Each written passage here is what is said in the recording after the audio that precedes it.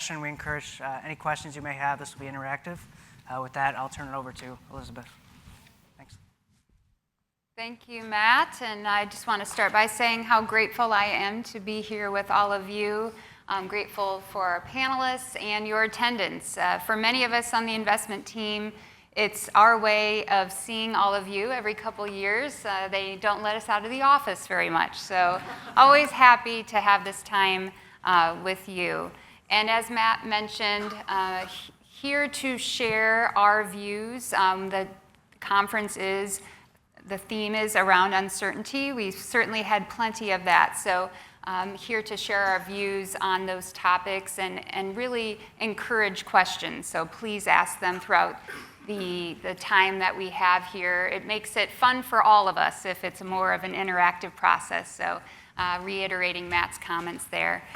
So 6 months ago, we published our outlook. It was titled something to the effect of positioning for another score. Perhaps a bit too bold after a very successful 2025 in markets.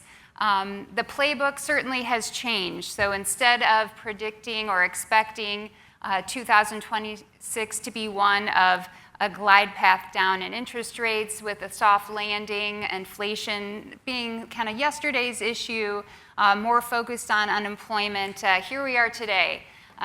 We are in an environment where we're trying to determine whether or not the Fed will best case hold rates and the market expecting an increase in rates with an eye on inflation. And then the second very important topic that has surprised even the best of us is AI and how quickly it's evolving. I don't know if any of you are feeling all the anxiety that perhaps I am feeling in terms of at work, making sure that we're in front of it in markets, and also I have 3 kids, 2 in college, and hoping that that investment is going to pay off as they can easily just type into ChatGPT. So certainly a time of a lot of uncertainty. We did ask for questions beforehand.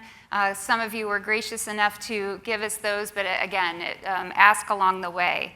So I'll dive right in. Those are the 2 topics that we're going to start talking about, with the first one being interest rates and the economy.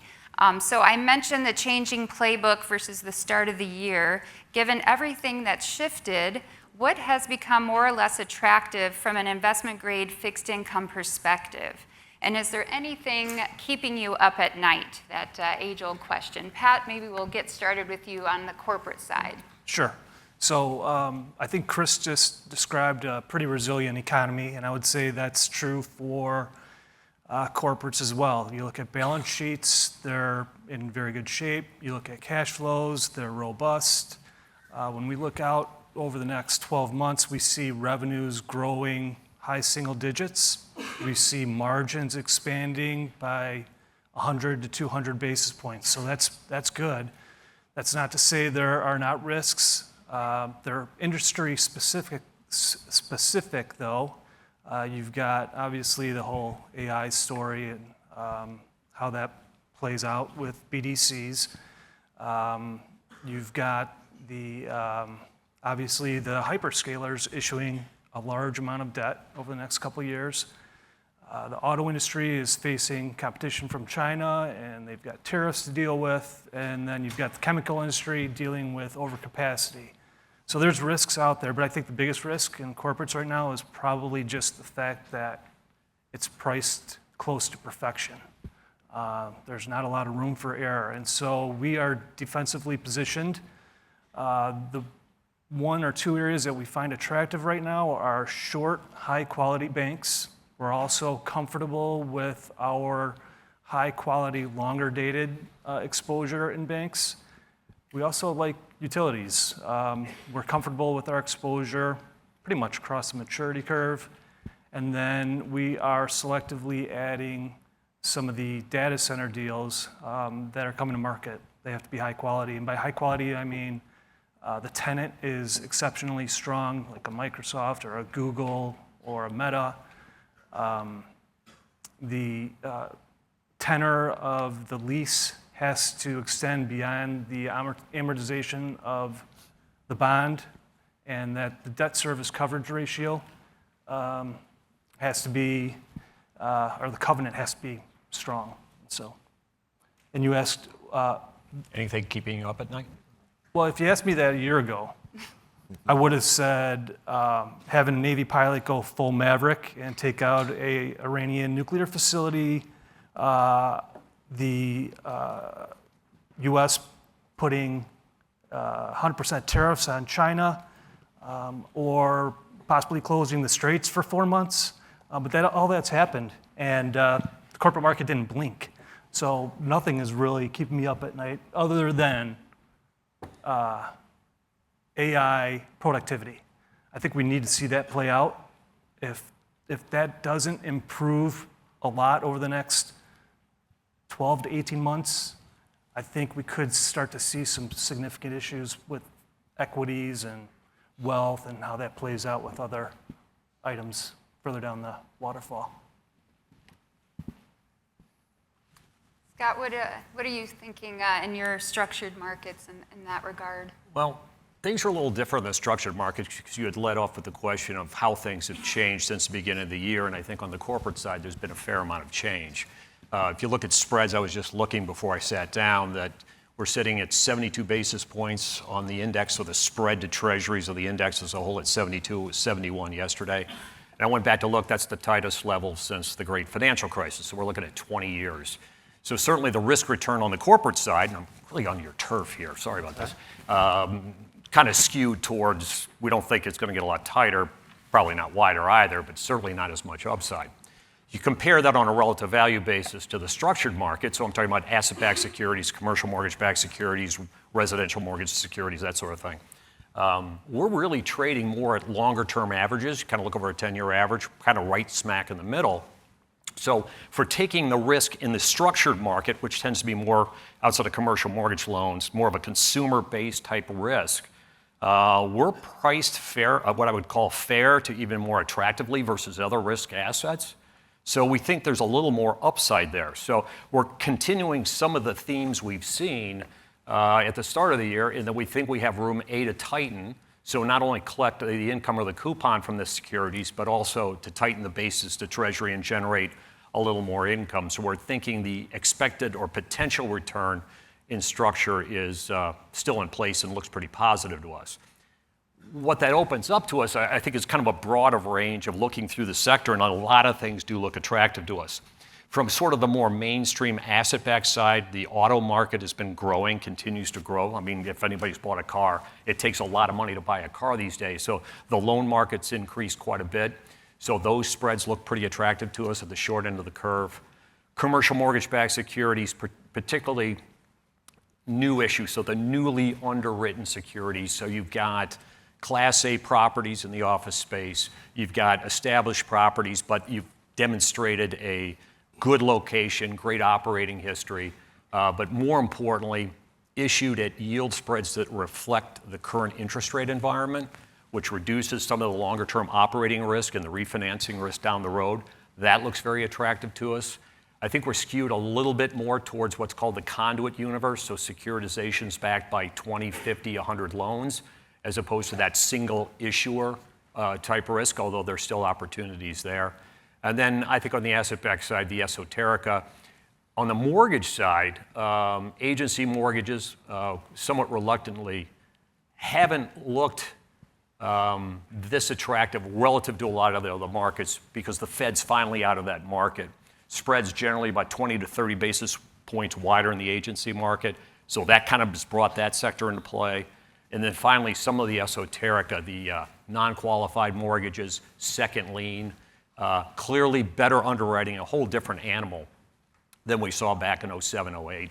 And we think there's some real opportunities there, shorter duration, again, short maturity, but some real attractive yields at the short end of the curve there as well. So a lot going on in structure, and we think there's a lot of opportunity there.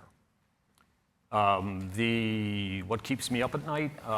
Frankly, not a lot. My kids left the house. They don't live with me anymore, so there's a lot less risk there.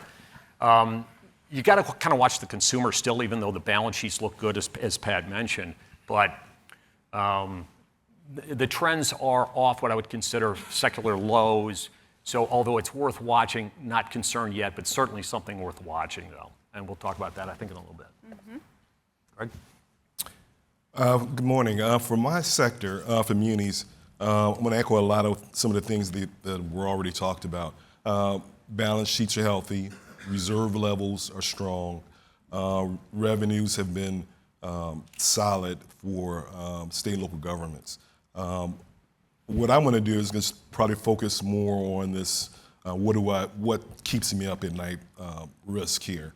And I'm going to frame this in terms of more of a longer term perspective than what could impact balance sheets this year. And the biggest worry that I have right now is cost shifting. And it's from the federal government, this building agenda of the federal government to shift costs, their responsibilities down to state and local governments. This agenda has been building. You typically see this dynamic play out during periods of tax reform, and we saw that last year. We had the big, beautiful bill that passed, and $1 trillion of Medicaid cuts were, or funding was cut for Medicaid over the next 10 years. That's going to put enormous pressure on state and local governments over the next 10 years. When you layer on the additional risk of other policy agenda items, like the federal government looking at cutting FEMA reimbursement rates from 75% down to 50%, that just adds another cascading level of risk that could create another fiscal overhang issue for state and local governments. So that's kind of the thing that I'm looking at right now. We talked about spreads across the sectors. Spreads are tight across all the sectors, and that's true for taxable munis and tax exempts. So this risk, this longer term risk, it's really not priced in the market right now. But I don't want you to leave here thinking I need to sell all my muni bonds. It's still an issue that needs to be played out over the years. How do state and local governments deal with this issue? We could see changes in legislation and other things happening that could alleviate some of this risk. But right now, that's one of the things that's hanging over the market for me. All right, thanks. Moving on to interest rates, AAM's view is that the Fed remains on hold this year. Chris Lowe talked about what the Fed itself is expecting to do with rates. The market, however, is expecting 4 rate hikes this year.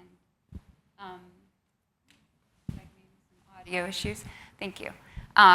So yields have gone up, and that does affect, and Chris showed that very interesting graph in terms of the consumer as well as just investment spending. You could see that a lot of the investment is data center related and AI related, and not as much in other categories up to this point.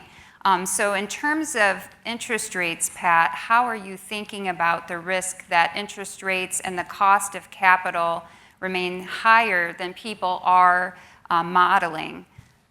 Okay, well, I saw Chris's presentation, and it gives me some time to think about our view, but I would say that the 10-year has been between 4% and 4.5% for about 3 years now. And the 30-year has been between 4.5% and 5% for about 3 years. So it's not like rates are suddenly bouncing to the upside. They've lived in this range for a while. And I think it's reasonable to expect that rates should remain at this level or higher for some time. Right now, we've got the federal debt as a percent of GDP near historic highs, and the CBO is projecting that the federal deficit as a percent of GDP is going to be near historic highs for the next couple of years. And so to me, that suggests rates probably remain at this level for some time. And what does that mean for cost of capital? I think companies probably are going to face higher costs for their capital projects than they have over the past 5 years. There's going to be a competition for capital, no doubt.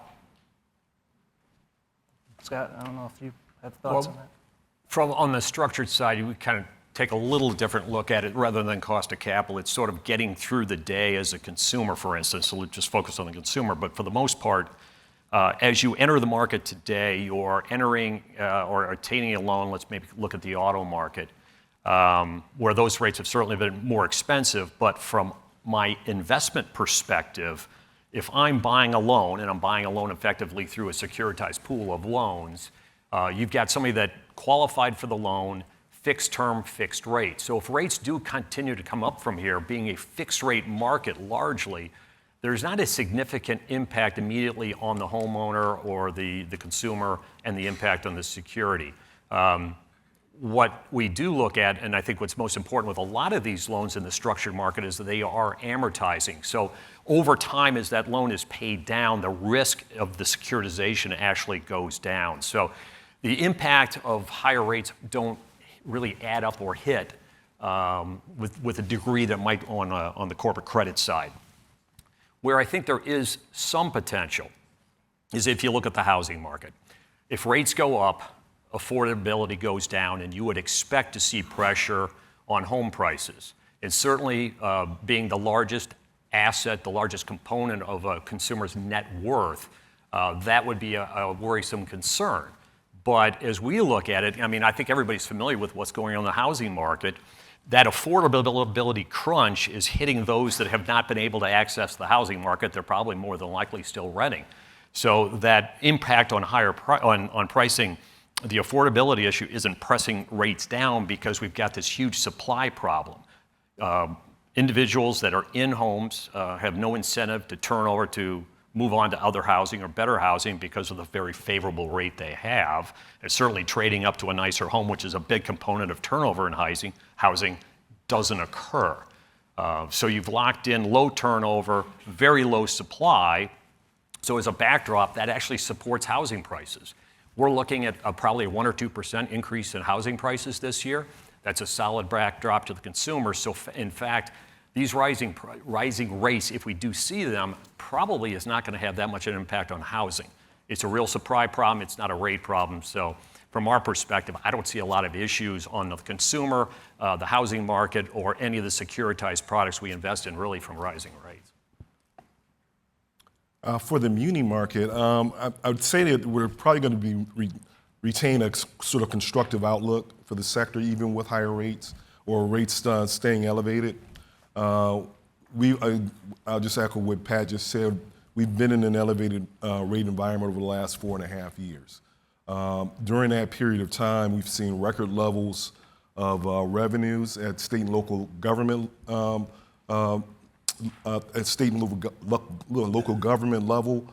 We've also had reserve levels that have reached record levels. The revenue levels and the reserve levels have come down from those peaks. We're still sitting at well above where we were pre-pandemic. So from the standpoint of just the underlying credit fundamentals, I don't see much of a change in our outlook from that standpoint. I would also add to that just from a market standpoint, the technicals, it should be a net positive for the market. Higher rates typically brings in more capital with a higher entry point for better interest rate levels and income levels. And beyond that, on the supply side, if we do stay at higher rates or they go higher from here, you should see supply levels moderate. So again, net positive for technicals, underlying credit fundamentals should remain stable. And again, I'm just constructive on the market going forward here. I guess from the standpoint of rates are too elevated and we get to a point where recession risks increase and we see a downturn in the economy, that would be probably the biggest risk for the market. All right. We can't talk about the economy without talking about the consumer, of course. In our meetings, we benefit from having views across many different areas of the market. Our analysts are bringing their views and insights of what they're hearing from the numbers of companies that they're covering, And then also, importantly, we're hearing those views across different markets. So what banks may be seeing in the consumer land is different from what perhaps credit card issuers are seeing. So always interesting to hear those comments shared in our meetings. So I thought we could talk about that a little bit here today. The consumer has continued to spend. We've heard a lot about the K-shaped economy, and there was concern about higher gasoline prices and inflation overall. Pat, what are you seeing and the rest of you seeing in terms of the corporate market related to the consumer? And are there any concerns that are being mentioned to you and in those meetings? I really don't have much to add other than what Chris laid out for everybody earlier. I would just say that we see the unemployment rate well below long-term average. JOLTS in pretty good shape. Retail spending has been strong, even in the face of higher gasoline prices. I guess the one thing that Mike Ashley, our retail analyst, has talked about is that the wage growth really is just keeping up with inflation, and that's not great. And as a result, consumers are relying more on their savings. And if you look at savings as a percentage of disposable income, it's at pretty low levels we haven't seen other than in real dire times. So that's a bit of a concern. And then you mentioned the credit card delinquencies, and that's something you see that in not only in credit cards, but you're seeing it in autos and student loans. Those are at elevated levels. So I would say those are the concerns that we do have about the consumer, but overall, I think they're in pretty good shape. Scott? Yeah, if I were to add just, I've kind of touched on the consumer a couple times already, but to your point, yes, debt is expanding. That's going to be supplementing a lot of consumer spending. There's been that compression of real earnings as wages haven't kept up with the inflation over the last few months and certainly the last past year. But you delve into the numbers, at least as I look at the actual securitizations that we own, those numbers are still quite good. Are they increasing? Yes. We're seeing a greater rate of delinquency, particularly on the credit card side, where, as Pat pointed out, that stock of debt has been increasing. But I would characterize it more as coming up from probably a bit of an artificial low.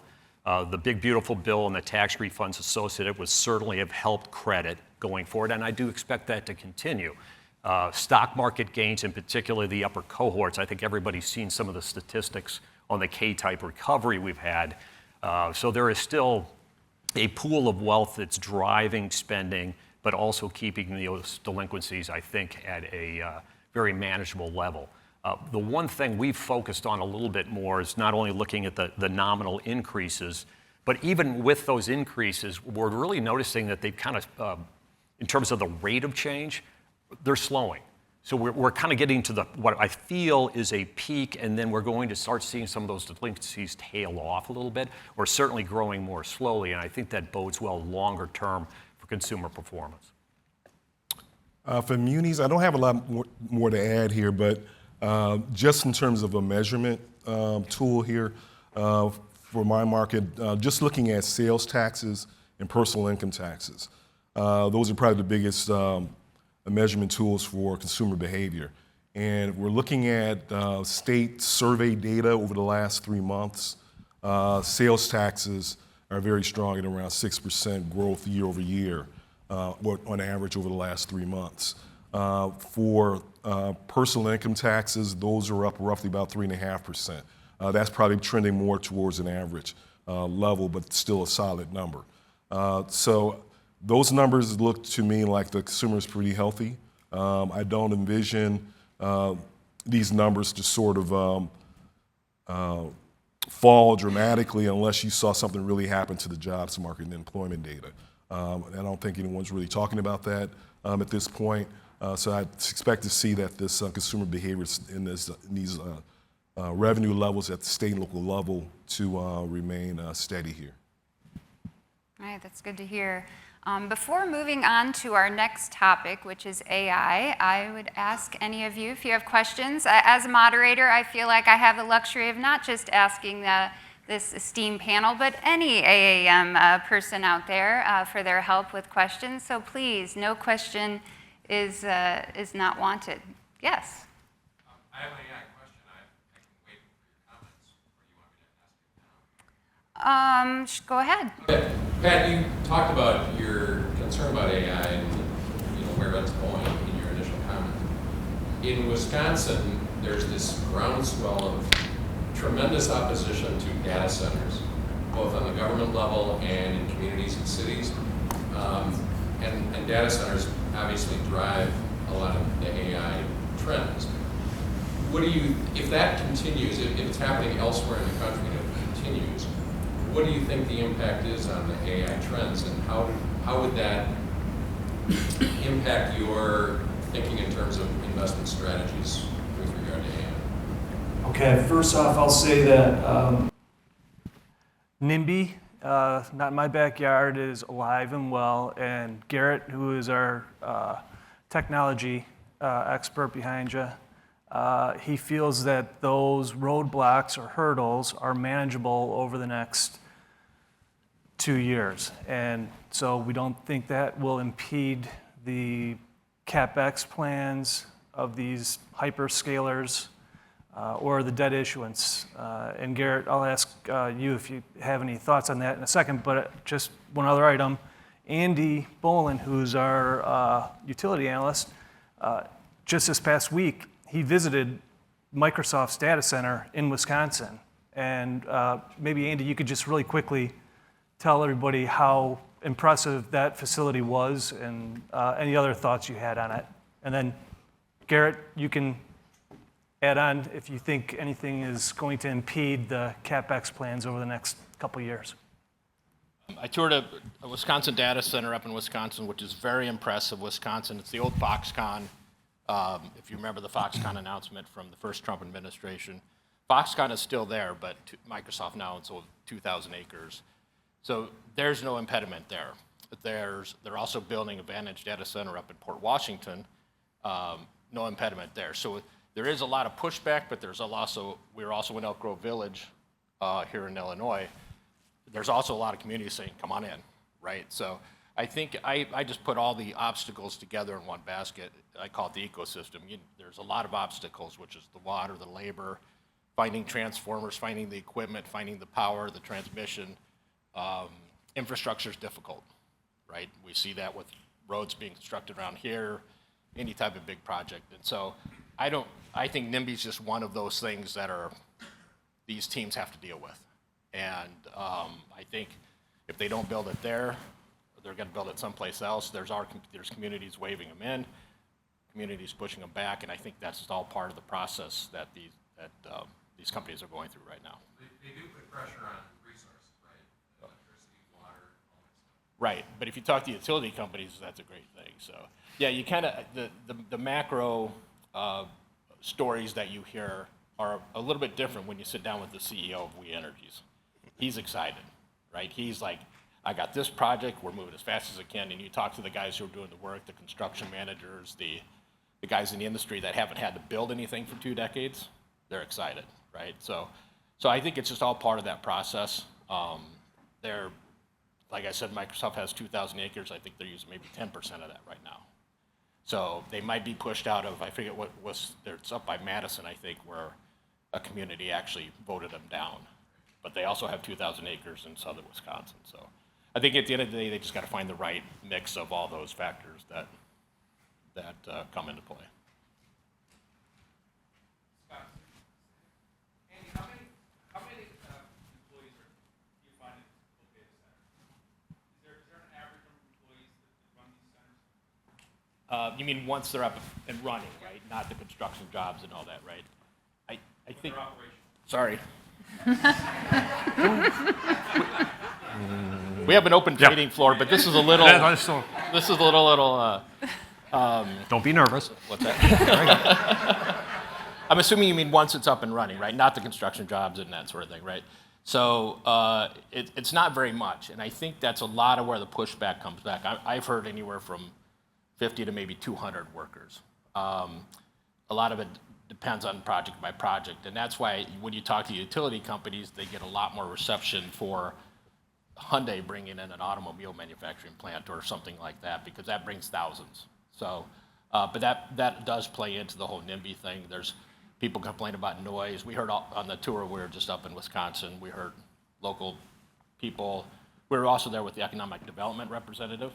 And so some of these pushbacks that people hear about, she said, there's one guy in southern Wisconsin that shows up at all the meetings. And who is he funded by? I don't know, that type of thing. So it does exist, but a lot of it has to do with how they can sell the economic development.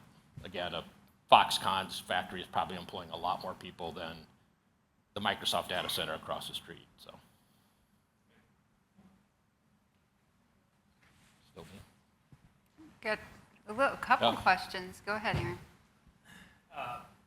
So all this hype around the build-out of these data centers feels a little like the telecom build-out 25 to 30 years ago. Do those parallels really exist? And what are the catalysts to get us to overcapacity scenario? Do you agree, Pat, that that's a good question for Garrett? I think it's a great question for Gary. I think it's a great question for Garrett, by the way. Okay. Thank you, And Andy. Garrett is injured, so I have to go Okay, good. closer. Yeah, so I think when we think about the AI trade, the most important thing is that demand continues to exceed supply. So in terms of the compute demand out there, the constraints that we're seeing, the delays that we're seeing with data centers being built, super important. If all of a sudden that supply starts to exceed demand, the AI trade may blow up, then we get into this telecom overbuild that would potentially end this trade. So the power constraints, the labor constraints, putting these data centers and standing them up, the chips that are still in high demand, the memory that goes into those chips that we're seeing, that being contracted out for the next 3 years, having those constraints in place, huge for the trade continuing, and it's not turning into another bubble. So I'm happy to see that's still the case as I kind of track this day to day, and then looking at our construction trackers that are out there that are available, those still remain on track. We're also looking kind of at all these innovative solutions that the hyperscalers are coming up with. They're building behind the meter to get the data center up and running and energized. They're looking at locations they haven't looked at, so Texas, Louisiana, a little bit more regulatory friendly there. So it seems like they're getting the data centers built, just maybe not in Virginia or kind of the typical places that we've seen before. So it's helping, I think, support the trade, keeping equities healthy, and as a tech analyst, keeping me very busy with all these data center deals that are hitting the market. Looks like we have a question in the back here.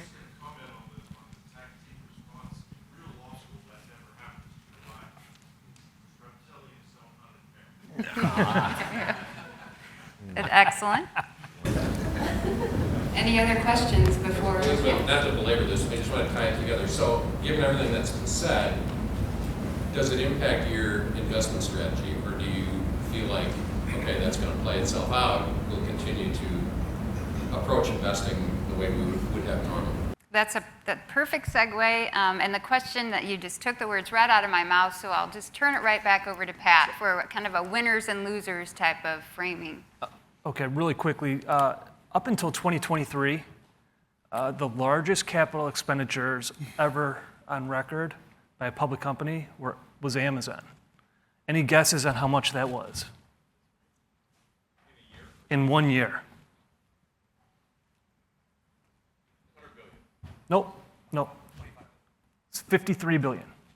So Google next year is expected to have CapEx of $240 billion. So that's, what, 5x in 4 years. And Chris laid out how much CapEx is expected for the industry. That's $1 trillion for 2026.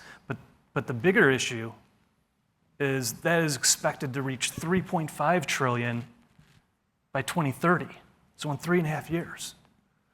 So that's the big issue that we're monitoring. The second issue is the amount of issuance that has to come, bond issuance that you all are either going to participate in or not. And right now, data center related issuance and AI related issuance is 15% of the market, the IG market. How does that percentage change over the next 3.5 years when that capital need plays out is important. And that's why we think that cost of capital probably increases for them. As far as really quickly, winners and losers of this space, the winners, we believe, are probably those companies that can capitalize on the bottlenecks. If you look at this AI build-out so far, it's been the copper miners, the natural gas turbine manufacturers, and even the natural gas pipelines to Garrett's data centers in Texas and Louisiana. They've been winners. If you look at the losers, obviously, hate to keep picking on BDCs, but they have exposure to the AI names. So it's not that those companies have any sovereign risk or sovereign solvency risk. It's just that they're going to face pricing pressure. And then lastly, I'll just say that consumers, I think in the near term, probably they're going to be facing some inflation pressures because of the data center rollout. And I don't know, I think it remains to be seen if it's good for society yet. That's just my editorial. I think none of these hyperscalers have really articulated how society benefits. They talk about how companies benefit. I don't know about society. Sorry. Oh, go ahead, Jens. Can you speak to the energy shortfall, all this CapEx in terms of how that's going to come online or not? Sort of damper that might put on actual development sites Right. and supporting all the pieces, I guess. Well, You want to repeat the question? yeah, sure. I just want to make sure we have enough time for. Yep, we're good. Okay, good. So he was asking how is there going to be an energy shortfall to meet these data center electricity needs? And I'll say that these hyperscalers are very well aware of the energy needs, and they are relying increasingly on the behind the meter, that is natural gas going right to the facility, rather than relying on the electric utility to hook up and get the facility up and running. Just this past week, we saw Chevron and Microsoft sign a 20-year agreement, and it's a huge facility. I hate to get into numbers because it's 2.6 gigawatts, which is just a huge electric facility. And they are taking natural gas from the Permian Basin, which is essentially free at this point. There's not enough pipeline to move that natural gas from the western part of Texas to the Gulf Coast. And so I don't see any shortfall taking place for natural gas anytime soon. That natural gas it's a byproduct of the oil companies drilling for oil. And so if they actually wanted to drill for natural gas, I think there's probably decades of natural gas available to meet the needs there. What about the supporting generation infrastructure? So you still needed behind the meter gas turbine. That's why Chevron was contracted, because they have the agreements with Caterpillar and with GE Vernova. And I don't know, Andy probably has more thoughts on this about the choke points or bottlenecks, but I think you probably will see more agreements with the companies that have long-standing relationships with the Caterpillars and the GEs to meet those needs. Do I have to take your question, John? As to whether you will. Oh, sure. The bond world is built around issuer constraints, issue size limitations, and you've described a very concentrated, very concentrated investment effort. Two questions. How does that impact the overall funding available, and how does that impact our view of when and where and how to invest with these issuer constraints? The issuer constraints issue is not necessarily new because we've been facing it with the utilities that have been massive issuers over the years. I think that will increasingly dictate whether or not we can invest in a particular company. Right now, I would say that Garrett has been very selective in what technology companies we are participating in, specifically because there's going to be so many opportunities. Yeah, in fact, it's not just the hyperscalers. Yesterday, we saw a $25 billion deal from SpaceX, and we could have participated in that deal, but Garrett expects them to be frequent issuers. They have so many external capital needs that you pick and choose when you want to invest. And I think he made a real good call not participating yesterday. Bonds have widened out, so And I think that's a good segue, talking about the importance of a dollar over the next few years with all of the call on capital. Scott and even Greg, are you seeing this AI investment? Is it coming to your markets? You want to do it or me? I'll take the first crack at this. In terms of the muni space, AI direct investment is really not a focus within the muni market, but the infrastructure build out for power utilities at the state and local level, that issuance has grown roughly about 30% year over year. So you are seeing generation, transmission, and other costs related to that infrastructure being played out in the municipal market, but it is limited. But I'll also say that from a risk overbuilding, an overcapacity standpoint, municipalities are trying to mitigate some of that risk related to that. They are entering into long-term contracts, minimum demand levels, minimum revenue levels, just ways to protect themselves against a demand level that doesn't meet expectations going forward. So there's not zero risk. There's some risk in the market, but there is some mitigation of that risk being taken with measures that state and local governments are taking. Yeah, on the structured side, still very little, relatively speaking, utilization of the structured market. Year to date, we're looking at slightly under $20 billion in issuance. That's like one transaction from the hyperscalers.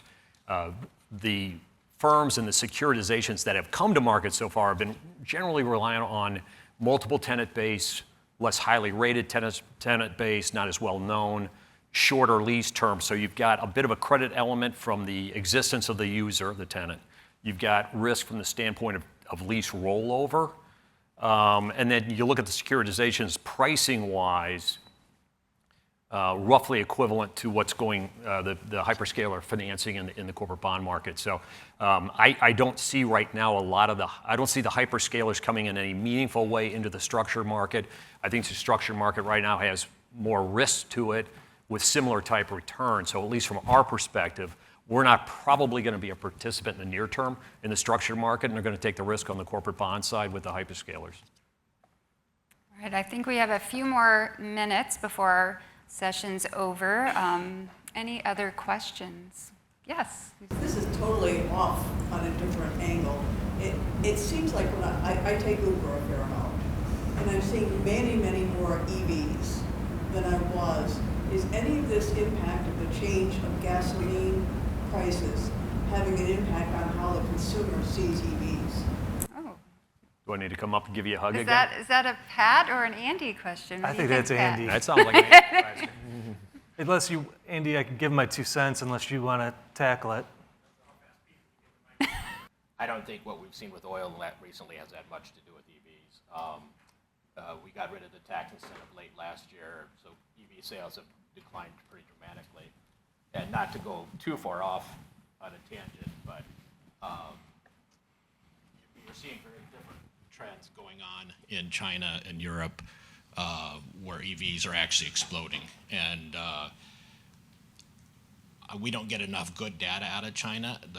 Like Chris Lowe just said, they use a lot of the reserves, but they were able to just basically not need oil for it seemed like for a while. So, but the latest numbers show that about 60% of cars out of China, or cars bought in China, are new energy vehicles, either hybrids or EVs. So, but in this country, I don't see it having much of an impact. Sales have the penetration rate here in the United States.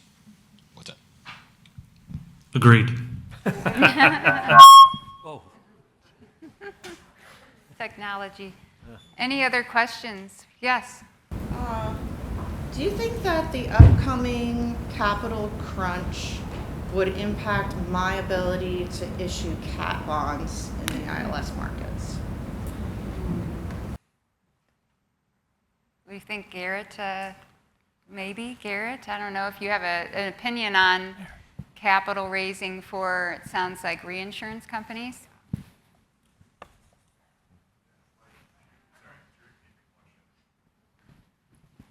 Effectively, it sounds like with so much a call for capital, will that affect other companies, like, for example, reinsurance companies' ability to then issue capital because they need it, just like the data centers and the other companies? How might that affect the cost of capital for reinsurers? Is that good? Just a quick, I guess, comment there. There's going to be plenty of data center debt to go around, like John's question earlier. There's going to be issuer concentration, so I think there's going to be healthy demand across the board for non-data center debt, given issuer concentration. So I wouldn't expect much of an impact on that side. Great. Yeah, we welcome diversification, certainly, as Pat mentioned, with the concentration in technology, let alone data centers. So. There's a lot of reinsurance capacity right now in that market, so I don't think it might have a residual impact on the cost, but I don't think it takes the market away, because exactly what he said, no one's going to bet all their assets on one asset class if you're prudent. Yeah. And that brings me to wrapping up. Certainly a nice segue there. You heard a lot of us talk about risks in the market, but the comfort that we have at this point because of strong fundamentals, strong markets, but being defensive and selective, especially with how tight spreads are and the pricing of risk. So perhaps in a couple years we'll be talking about these exact same topics. I wouldn't be surprised if that were the case, but right now feel very comfortable investing in portfolios. So thank you.